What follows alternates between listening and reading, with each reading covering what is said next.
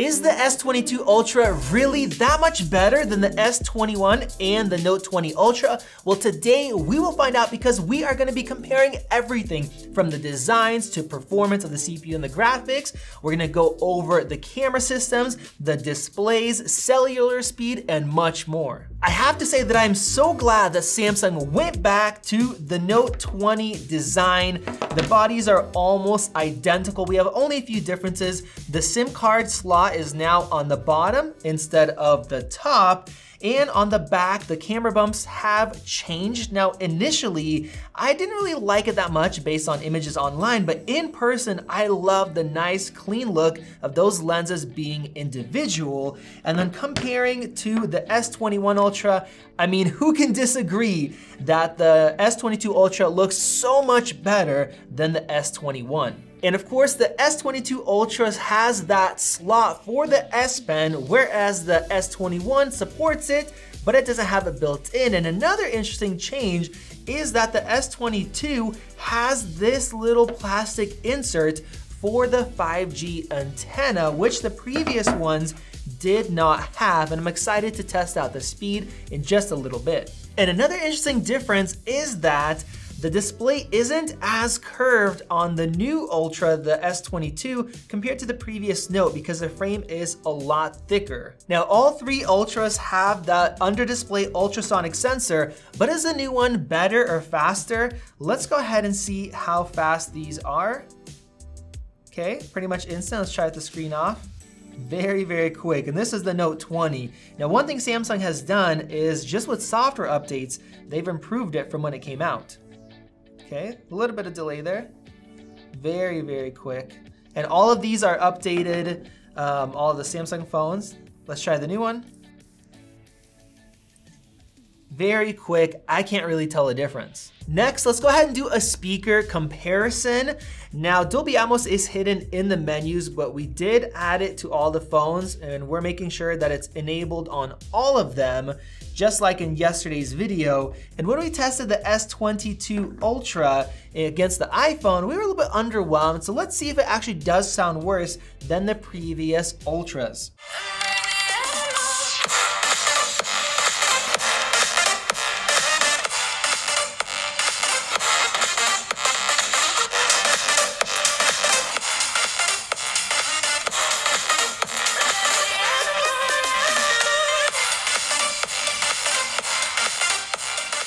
All right, guys, wow. A lot of you guys did not believe us in our previous video, but I think we were right in our conclusion. You guys have to hear this for yourselves. Atmos is on both, they're both turned on.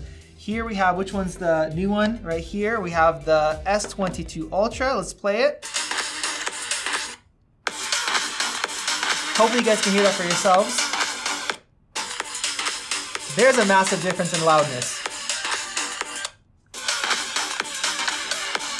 Dude, that's, wow, yeah, much quieter. The Note 20 definitely is quite a bit louder. And when we were recording that test, it was hitting about a decibel, maybe 2 decibels louder on the S21 Ultra. Here's the S22.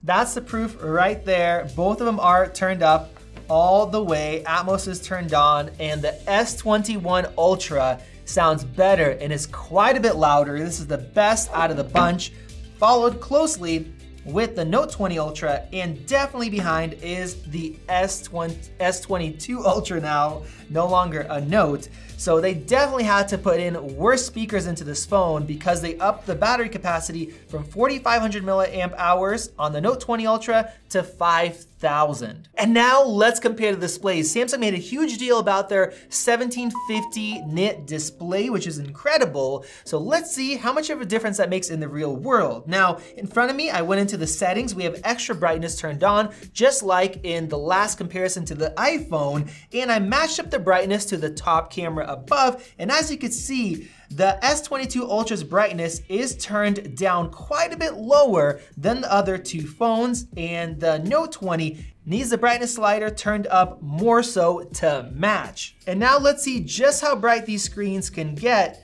if we max them out manually.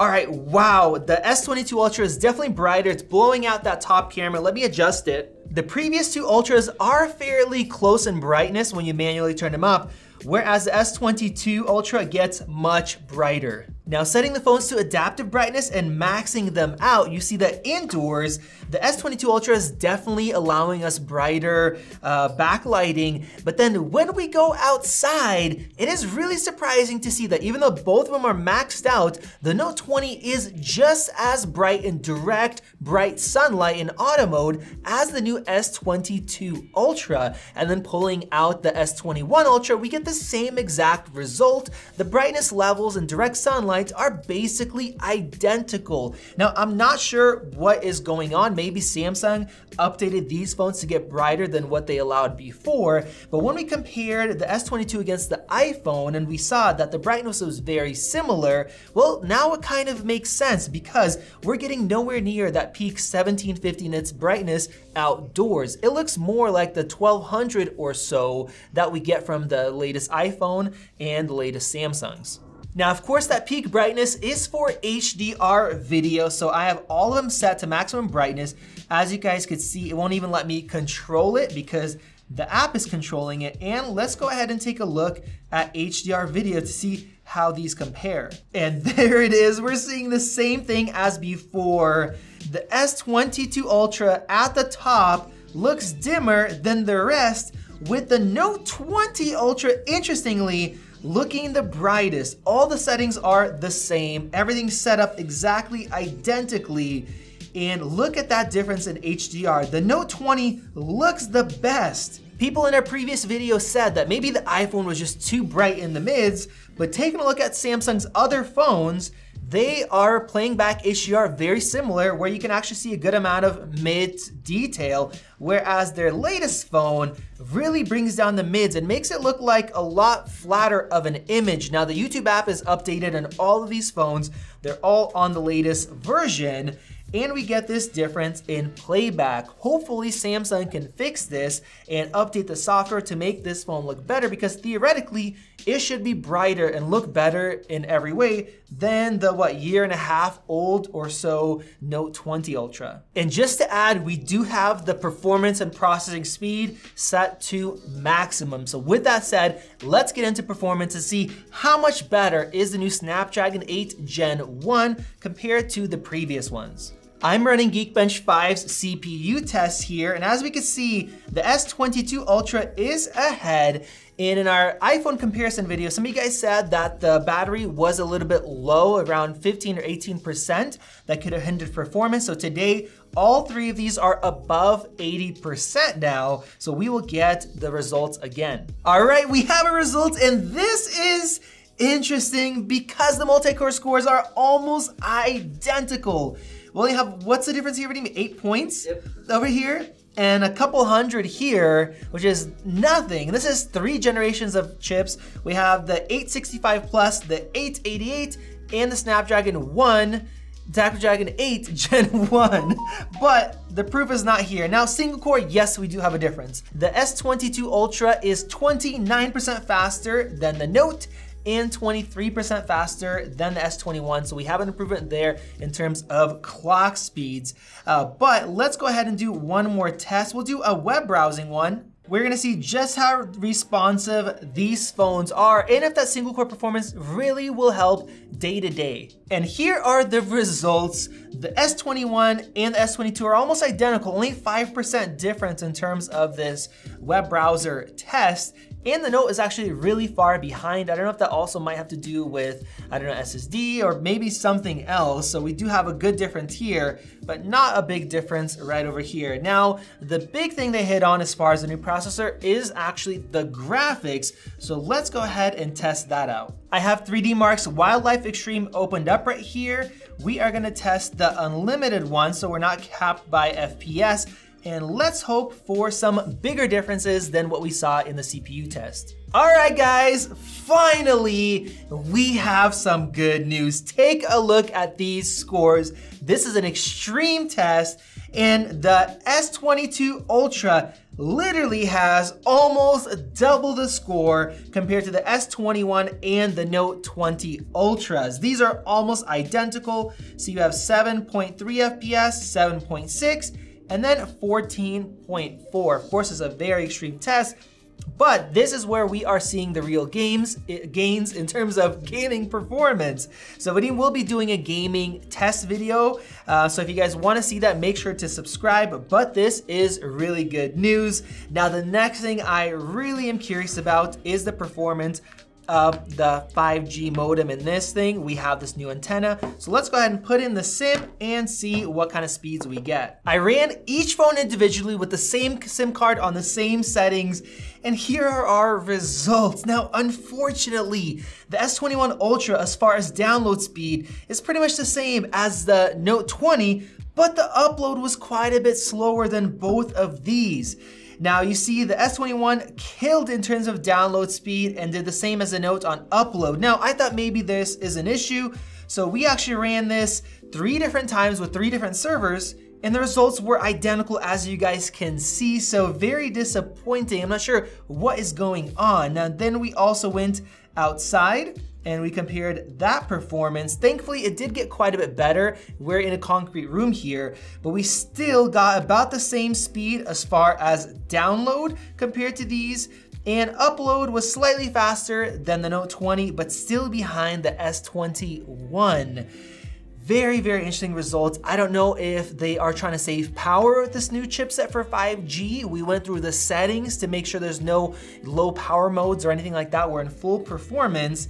And overall, well, you guys see the results for yourselves. And these ones we just tested one time and they worked really well. So that is the 5G for you guys. And now we have to talk about the cameras. Of course, we have the same design as a Note 20 for the S22 Ultra, but we now have one extra lens, a 3x lens, just like the S21 Ultra. With that, we still have the 10x telescopic camera, which is awesome, and the 108 megapixel large high resolution sensor. We also have some differences with the selfie cameras. So with these photos, you guys let me know which one looks better to you.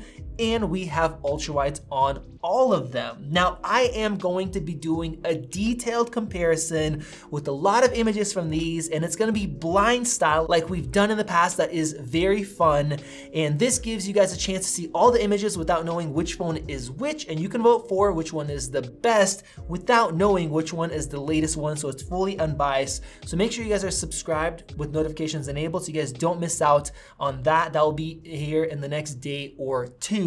So what are my thoughts overall? Well, I'm glad they went back to this design. I'm glad that unlike the Note 20, you could have the full resolution and you can have the high refresh rate, and the battery got a little bit larger and we have better graphics performance, but at the same time, you're spending a lot of money, and in the real world, we're not seeing that much of an improvement in performance, and we also don't have that micro SD card slot like the Note 20 offers. So if you already have a Note 20 Ultra, I would not upgrade. The speakers sound better on that one. The 5G performs very similarly. You're not really limited, and the software has been very well optimized over the last year and a half. Same thing with the S21 Ultra. It's hard to justify upgrading. Maybe if you want that a little S Pen built in, that might be worth it. But you guys let me know your thoughts with all of these tests down below. Click above to subscribe. Check out one of those great videos right over there. This has been Max, and I will see you in the next video.